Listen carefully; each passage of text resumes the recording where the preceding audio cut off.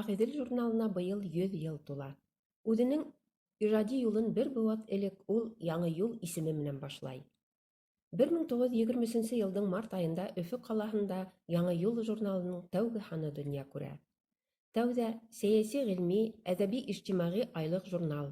1924 йылдан сәйәси, әҙәби, ғилми, ижтимағи, иҡтисади һәм профессиональный айлыҡ журнал. Автономиялы Башҡорт социаль советтар йәмғүриәте, Мәркәз башҡарма комитеты, Халыҡ комиссарҙары шураһы һәм Баш профсовет нәшере. Журнал ҙур форматта тәүге һаны 48 битле булып сыға. Тиражы 1000 дана. Яҙылыу хаҡы: айырым һаны 8 һум, 2 айға 15 һум, ярты йылға 45 һум. 1924 йылда яҙылыу хаҡы тураһында ошондай мәғлүмәт бирелә. Журнал хаҡы алтын менән. Айырым номерҙары 45 тин, йыллыҡ 5 һум 40 тин, 6 айға 2 һум 70 тин. Журналдың мөхәррирҙәре айырым күрһәтелмәй.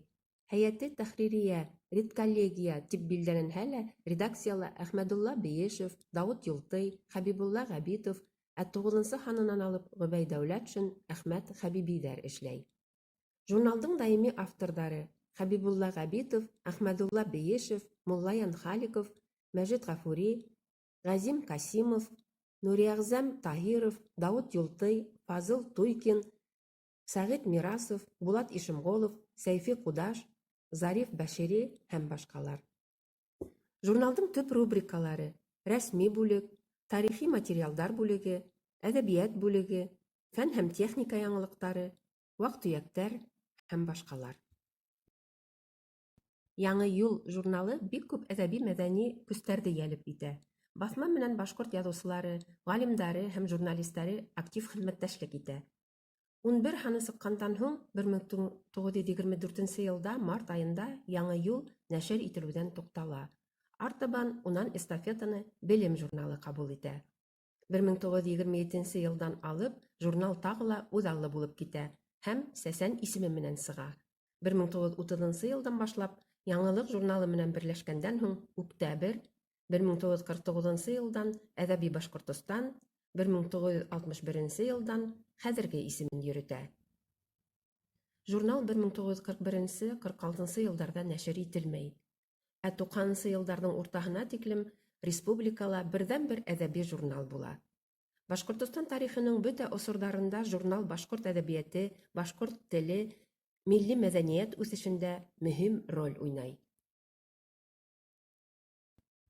Ағиҙел журналында тәүге тапҡыр Мәжит Ғафурийҙың «Шағирҙың алтын приискаһында», Абзал Таһировтың «Һалдаттар һәм ҡыҙыл гвардеецтар», Ғөбәй Дәүләтшиндың «Коммуна», Һәҙиә Дәүләтшинаның «Ырғыҙ», Али Карнайҙың «Далалағы уттар», Имай Насырийҙың «Сивай», Мостай Кәримдең «Ҡара һыуҙар», Зәйнәп Биишеваның «Кәмһетелгәндәр», Сәғит Ағиштың «Нигеҙ», Ғәли Ибраһимовтың «Кинйә», Яныбай Хамматовтың «Бөртөкләп йыйыла алтын», Рәми Ғариповтың «Табыныу» һәм башҡа әҫәрҙәре донъя күрә.